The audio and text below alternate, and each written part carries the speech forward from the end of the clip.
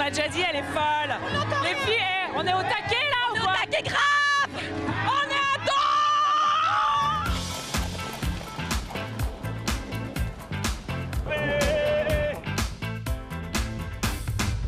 Le départ de cette deuxième étape, 41 km dans cette direction, petit champ de dunettes avant d'arriver à l'Oued Béga, parsemé de tamaris, grand plateau de règles caillouteux sur 5 km, traversée d'Oued Ziz et ensuite un petit erg encore pendant 1 km 5 et km 7 pour rejoindre le village de Jded, grande montée de Djebel, à l'intérieur des petites montagnes et ensuite on rejoint le bivouac pour atteindre les 41 km de cette deuxième très belle étape. 1090 concurrents ont pris le départ de cette deuxième étape et parmi eux, près de 200 femmes. Âgées de 25 à 65 ans, sportives confirmées, sportives du dimanche ou simples aventurières, elles sont toutes logées à la même enseigne que les hommes.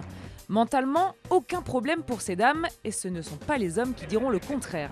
Mais forcément, physiquement, être une femme au marathon des sables, ce n'est pas toujours évident. Je dois avouer que laisser son lit, ses crèmes, son déodorant et tout ça, c'est un peu difficile, mais on s'accoutume. Au niveau intimité, c'est vrai que c'est un peu plus compliqué que pour les hommes parce qu'aller faire pipi, forcément, on monte ses fesses un peu à tout le monde.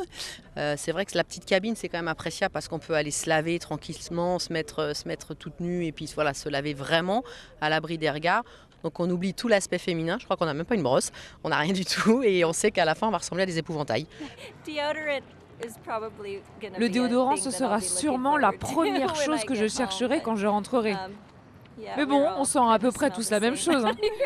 Il n'y en a pas un pour rattraper l'autre. Des contraintes qu'elles gèrent avec un sourire à toute épreuve, mais certaines ont tout de même plus d'un tour dans leur sac. Je dois avouer, j'ai emporté des petits gants imprégnés.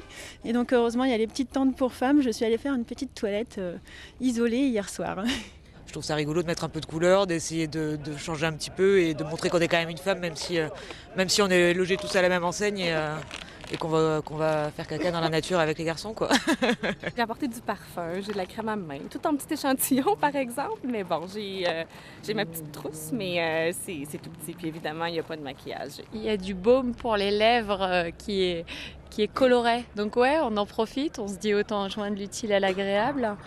Ça, c'est mon baume à lèvres spécial désert. Tête de la coiffure à la roue. Hi, we love you.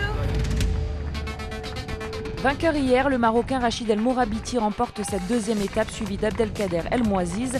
La belle image, c'est Chema Martinez, premier européen, qui arrive main dans la main en troisième position avec Aziz El Akkad. Le premier français Eric Clavry se classe sixième. Chez les dames, comme hier, Natalia Sédic, la russe, remporte l'étape. La française Nathalie Mauclair arrive deuxième devant l'espagnole Fernanda Moura Antunes.